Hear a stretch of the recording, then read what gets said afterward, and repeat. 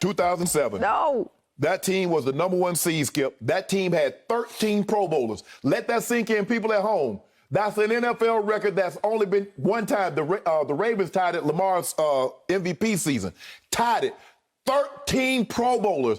5 players with either first or second team. They're Pro Bowlers on offense. Tony Romo, T.O., Jason Witten, Marion Barber, Flozell Adams, Andre Garrard, and Leonard Davis. On defense, DeMarcus Ware, Roy Williams, Ken Hamlin, Terrence Newman, Greg Ellis, and the kicker. So are you telling me this team will have 14 Pro Bowlers? A simple yes or no. Is it my turn? No, I just want you to answer that question. Do you believe that? They Okay, will not thank have 13. you. And here's the thing. The team that beat them in the divisional round, they had beat them twice in the regular season. Yeah. The team that the Giants went and beat, they had beat Green Bay. Not Brett Favre out of the game. That was Aaron Rodgers' first time getting action. So they were sitting pretty. All the teams that were in their way to getting to the Super Bowl, they had beaten it, had crushed in the regular season. And then all of a sudden the Cowboys know what they do. Cowboys things come playoff time. So I'm going to say no. I believe, because here's the thing, Skip, right now, they third or fourth best, at best, in the NFC. You know that, I know that. The Cards are better than them. The Rams are better than them. The Bucks beat them, so they're better. So they fourth right now. Right on the top of the head, right off the top. They fourth. Who does Pro Football Focus rank the best offense in pro football right now? Thank you. Hold on. What are the rankings? What are the power rankings? Everybody power rankings. Which team is first? The Cardinals. Where are the Cowboys ranked? I've never seen a power ranking where the Cowboys have been anything higher than fourth. We got something for Arizona.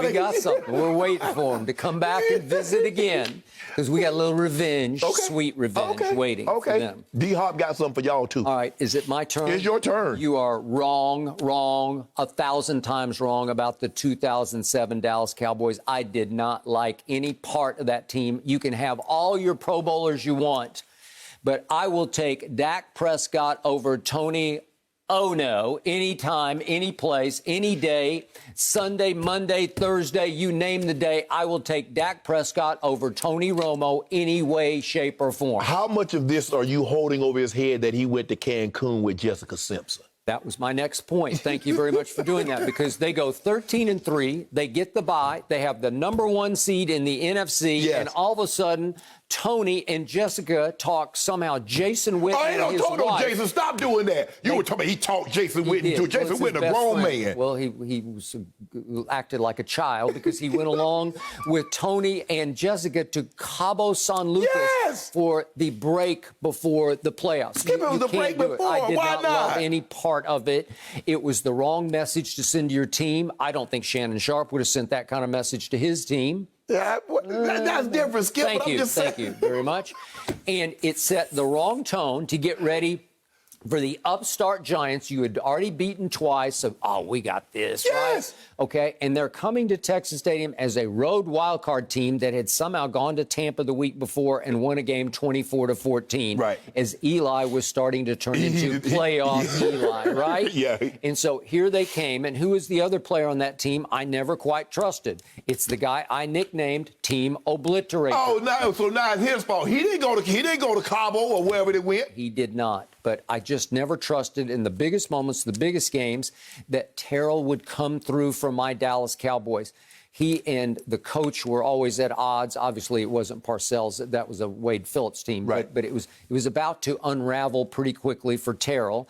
And remember, it unraveled for Tony during the game because when I least expected it, what always happens with Tony Romo? You know what happens. What happens, you know and I know, he's going to throw it to the team in the other jersey, right? He's going to throw it to the team in the Giants blue jersey. And he did it. What was it? It was late in the game.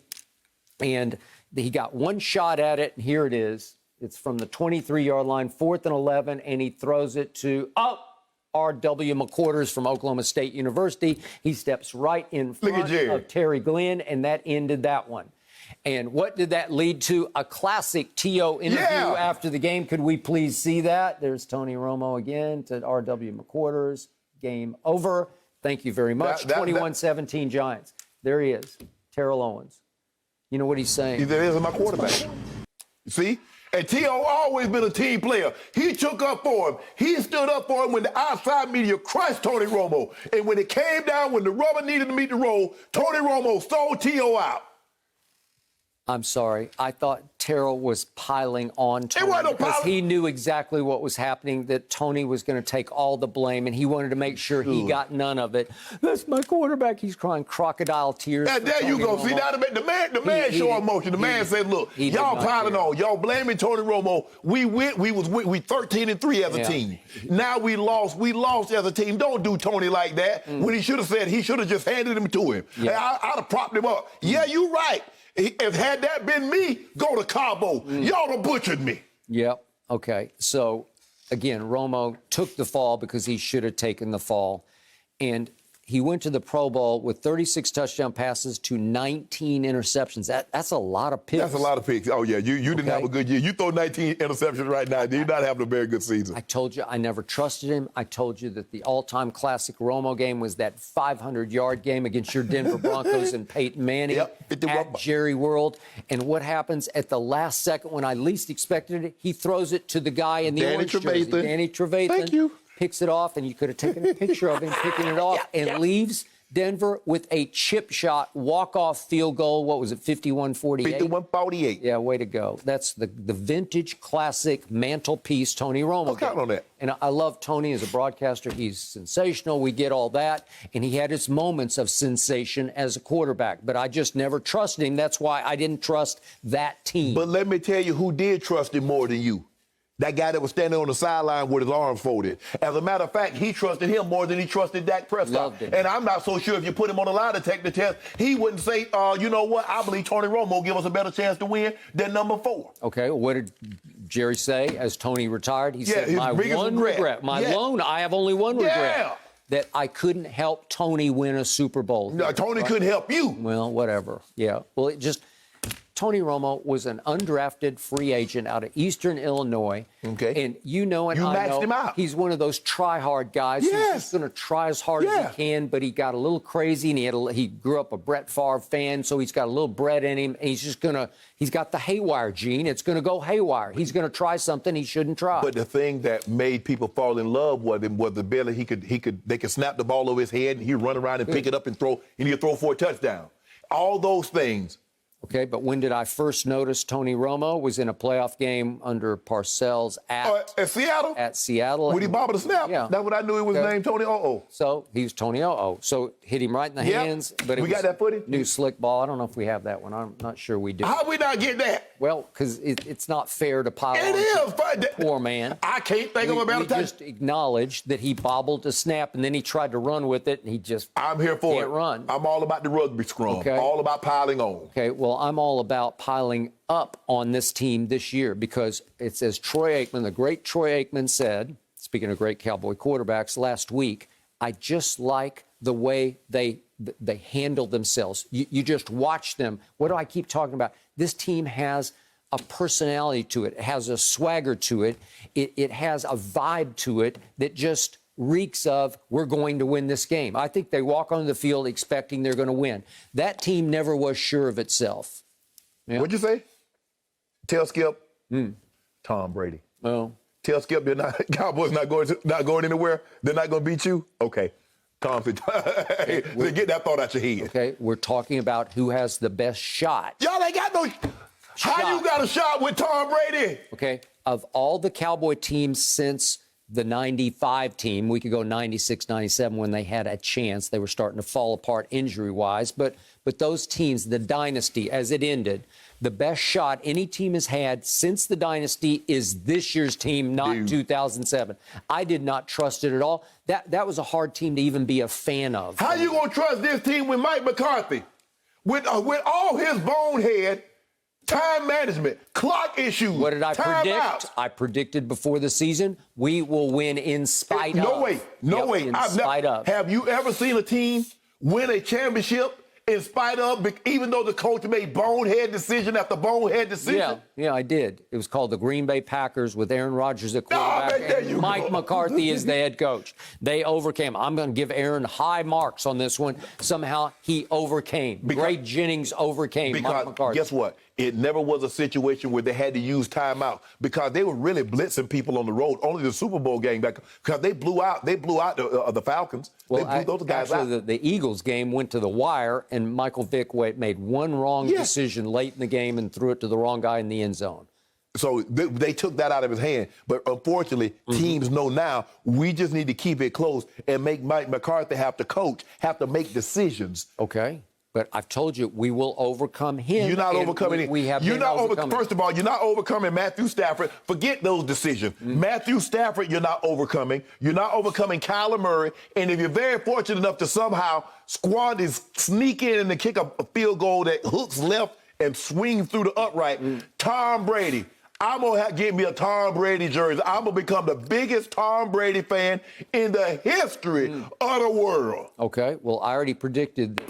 I don't care what your prediction. I predicted as long as the Cowboys, anybody but Cowboys.